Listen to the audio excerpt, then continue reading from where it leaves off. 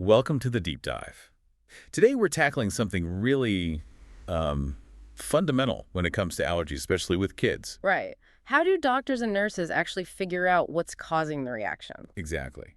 It's a bit like being a detective, isn't it? Mm. And that first crucial step, well, it really hinges on the clues you, the patient or parent, provide. Yeah, those clues come from telling the story, basically. And we've got some great resources to guide us today. There's a really detailed guide on taking an allergy-focused clinical history, an AFCH from the Royal College of Pediatrics and Child Health, the RCPCH. Okay, the RCPCH source. Got it. Then there's a quality standard from NICE, that's the National Institute for Health and Care Excellence, which really stresses how important this history is for food allergies. Right. And wasn't there one more? Yes, a paper introducing a tool called Eaters.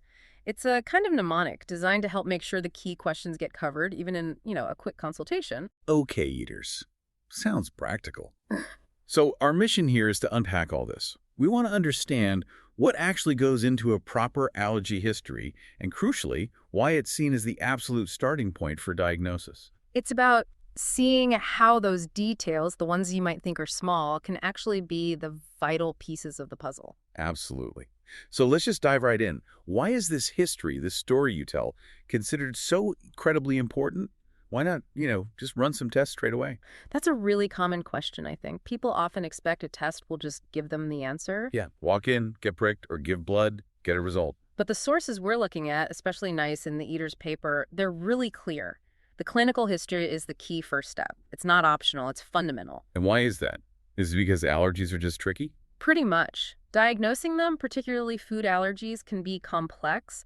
Symptoms vary so much, even with the same trigger. Right. Like you said, one kid gets hives from milk, another gets stomach ache, maybe. Exactly that. And a good history, taking the time to get that story, is what helps us start figuring out the type of reaction. Is it that fast IgE-mediated type, the classic immediate allergy? Or the slower one. Or is it a non-IgE-mediated reaction, which might take hours, maybe even days, to really show up? Making that distinction is crucial, and you generally can't do it without hearing the history first. Okay, so the history helps categorize the reaction.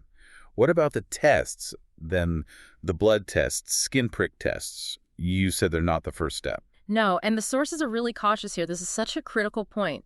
Tests like specific IgE blood tests or skin prick tests are not a diagnosis on their own. And not the answer. No, they're tools, and they absolutely must be interpreted alongside and in the context of the clinical history. A positive test might just mean your body's encountered something, it's sensitized. It doesn't automatically mean that's what's causing the current problem. Okay. So the history tells you if the positive test is actually relevant? Exactly. And it helps decide which tests are even worth doing in the first place. The Eaters paper actually mentions this. Specifically, it talks about an unmet need for frontline staff to get better at taking these histories. Wow. That tells you how important, and maybe sometimes skipped over, it really is. It really does. It's foundational. So the history is like the map. It tells you where to look and how to understand what you find later with tests.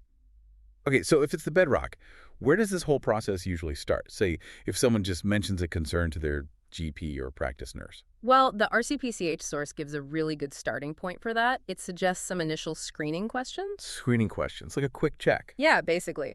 3 core questions designed to quickly flag kids who probably need that more detailed assessment we've been talking about. Okay, what are they looking for? What are these 3 questions? So the first one is there a personal history of allergy? And it gets quite specific about what that means. Not just, are you allergic to anything? No, much more pattern-based. They ask about things like persistent wheezing, especially if it wakes the child up or happens with exercise, or an itchy rash that keeps showing up in the creases, like behind the knees or in the elbows. Okay, like eczema patterns. Exactly. Also things like uncontrollable sneezing or itchy red eyes, especially if it seems linked to certain times or places, and consistent reactions to foods that involve more than one part of the body, like getting hives and feeling sick, or sudden swelling like lips or eyelids puffing up. So clear repeating patterns that suggest the body's reacting in a certain way. Precisely. Then the second question is, Are environmental exposures consistently related to the symptoms? Okay, so linking it to something specific. Yeah, and this is where the clinician needs to probe a bit, Yeah. asking about things the family might not have connected, like pets maybe, or certain foods. And the RCPCH source has that really interesting detail here about food reactions. Oh, yeah? It notes that sometimes people react only to the raw form of a food, but they're fine when it's cooked. Like the example of raw apple causing mouth itching, but cooked apple pie being okay. Exactly that example. Yeah, it is interesting. Why is that detail, raw versus cooked, so important? Well, it often comes down to the proteins in the food.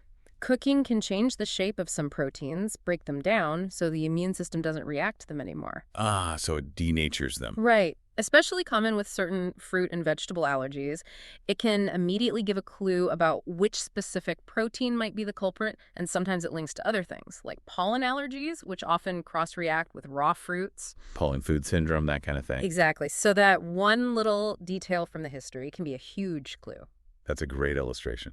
Okay, what was the third screening question? The third one is about family history. Is there a history of allergy in first-degree relatives? So parents or siblings? Yes, specifically parents or siblings with conditions like asthma, eczema, hay fever, or known food allergies. Got it. And the guidance says if the answer is yes to question 1, the personal history, or question 2, the environmental link. Then that's enough to signal that a more detailed history or maybe a referral is needed, even without a yes to the family history part. So the personal symptoms or the clear trigger link are strong enough on their own. Yeah, they strongly suggest something allergic might be going on. The family history just adds weight to it, increases the likelihood, but isn't essential if the other clues are strong. Okay, so that screen acts like a triage. If it's positive, it's time for, as you said, the real detective work. What does that deeper comprehensive allergy history look like? The RCPCH guide seemed pretty detailed. Oh, it is. If that screen flags a concern, or if there's already a strong suspicion, then you move to the full allergy-focused clinical history, the AFCH. And the RCPCH source maps this out really thoroughly. It's not just about symptoms anymore. It's building the whole picture. Exactly, building a full picture of the child's health, their environment, their life. So what kind of things are they digging into then? Well, beyond the immediate problem, they look at the general history, reviewing past medical notes, asking about lifestyle factors like the home environment, any pets, smoking exposure, that kind of thing. Right, the context. Then there's a big section on general allergy history. This gets really specific about the presenting complaint. When did it start? How often does it happen? Is it getting worse? What seems to trigger it? How long do symptoms last? What treatments have been tried? Did they help? Okay, the nitty-gritty details of the reaction itself. Yeah, and a really detailed description of the symptoms. What did it actually look like? Oh. Where on the body? Were there issues with specific foods or maybe things like latex? What exactly was happening when the reaction occurred? What's been done about it before? It sounds incredibly thorough. It is, and detailed family history comes up again here, going deeper than the screening question. And importantly, they ask about the impact on quality of life. Quality of life. How does that fit into diagnosing an allergy? It's actually really important. The sources stress assessing how these potential allergy symptoms, and maybe any avoidance measures already in place, are affecting the child's day-to-day. Like sleep. School. Exactly. Sleep, school attendance, concentration, sports, social activities, and also the impact on the family, the stress, the worry. It gives context to how severe the problem feels and helps tailor the management plan later on. That makes sense. It's not just about the biology, but the lived experience. Precisely. And beyond those general areas, the RCPCH guide then has specific detailed sections for when you suspect food, respiratory, ENT, or skin allergies, focusing the questions based on the main concern. Wow. That sounds like it could take quite a bit of time, especially in the standard, say, 15-minute doctor's appointment. It absolutely can, which is exactly why that Eater's mnemonic we mentioned earlier was developed. The paper presenting it frames it as a practical, structured tool. To help clinicians, especially maybe GPs or those in busier settings. Yeah, particularly frontline staff or in shorter consultations. It helps make sure they cover the most critical parts of that comprehensive history, especially when they suspect a food allergy might be involved. So Eaters is like a condensed checklist, pulling out the absolute must-ask questions from that big RCPCH list. That's a good way to put it. It's designed for efficiency, to ensure consistency in covering key areas, and crucially, to gather the specific details needed to make sense of any test results later. It gives a memorable structure. Okay, let's unpack eaters then. What does each letter stand for? Let's start with the first E. Right. The first E is for exposure. This is all about trying to pinpoint the potential trigger.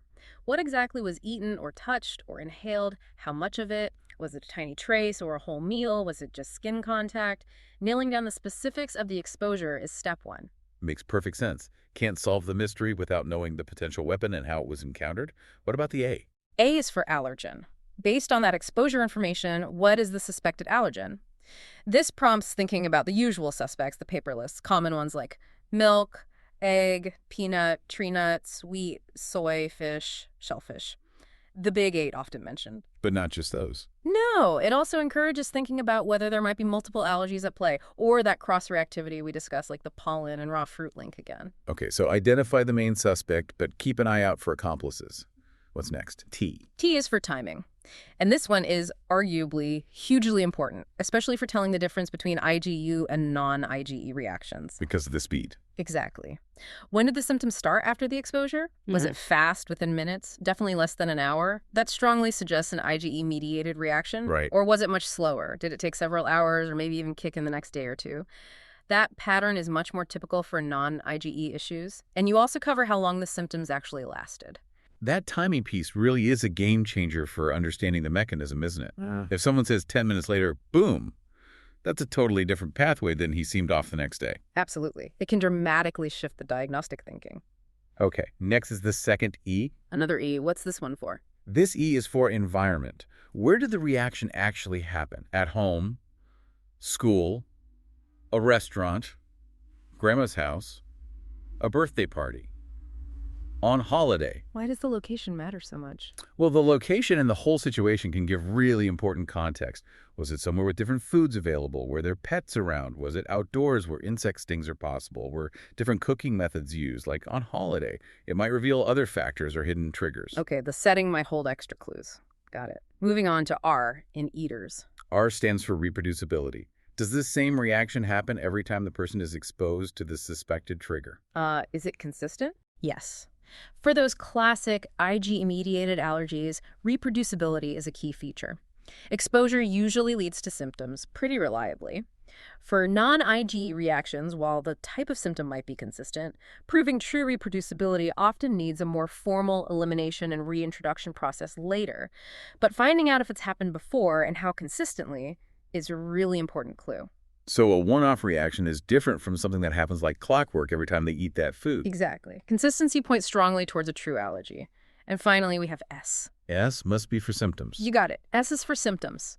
This is where you get the detailed description. What were they? How bad were they? Where on the body? And distinguishing between the types again. Yes, really contrasting those typical IgE symptoms, often rapid, involving multiple systems like skin, hives, swelling, breathing, cough, gut vomiting, and sometimes even cardiovascular collapse. The scary ones. With the often slower, maybe more gut-focused non-IgE symptoms, like ongoing vomiting, diarrhea, bad reflux, poor growth, or perhaps flares of eczema. And you also ask about other related conditions. The child has asthma, existing eczema, hay fever, because these often travel together with allergies. Okay, so Eaters provides a really neat, memorable framework to capture those absolutely critical pieces of information, especially for food allergy, drawing from that more exhaustive list. That's the idea. It helps guide the conversation efficiently and ensures those key distinguishing details. Exposure, timing, reproducibility, symptoms get covered properly. Right. So let's pull this all together now. We've talked about the screening, the deep dive history, the Eaters tool. How does gathering all this information actually connect to getting a diagnosis and figuring out what to do next? It's absolutely central to everything that follows. All that information gathered, whether through the full AFCH or using Eaters as a guide, it directly informs the next steps. Like deciding which test to do. Exactly. It tells you which specific IgE tests, if any, are appropriate. And crucially, it gives you the framework to interpret the results of those tests when they come back. Remember, a positive test out of context isn't that useful. Right. And it helps tell IgE from non-IgE. Yes, that fundamental distinction, which is critical because How you manage them is completely different. Totally different. Managing an immediate, potentially severe reaction is worlds apart from managing a delayed gut issue. The history becomes the blueprint for crafting that individual management plan. So, what to avoid, how strictly? Yes. Clear advice on what to avoid, tailored to the trigger and the type of reaction. And just as importantly, guidance for families on how to treat any future reactions, what medication to use, when to use it, and critically, when to seek emergency help. Both the RCPCH and Nice Eye sources really highlight this. And you mentioned quality of life earlier. That feeds in too. Absolutely. Understanding the impact helps tailor the plan and support needed. And a big part of the management is clear education and communication, making sure families understand the allergy and the plan. It really sounds like the history isn't just, the preliminary chat. It is the main diagnostic tool that shapes everything else. It's the patient's narrative that lets the clinician solve the case. That's a perfect way to put it. Tests are just one piece of evidence, but they only really make sense when you place them within the rich, detailed context of the history that you provide. So wrapping up this deep dive, it's incredibly clear that taking a detailed, structured allergy history is far more than just a formality. It's the absolute bedrock for diagnosing allergies, particularly in kids. It really provides that essential narrative, the context needed to make sense of symptoms and any test results. It's the story you share that lets the healthcare team piece together the puzzle. It's a complex skill for them, definitely asking the right questions, listening for those crucial details. It really is. Okay, so considering how vital this detailed history is and how much depends on getting those key facts across, what's something for our listeners to think about? How can patients and families, if they're worried about an allergy, best prepare themselves to share this really comprehensive story when they see their doctor or nurse? What should they maybe mull over before they even walk through the door?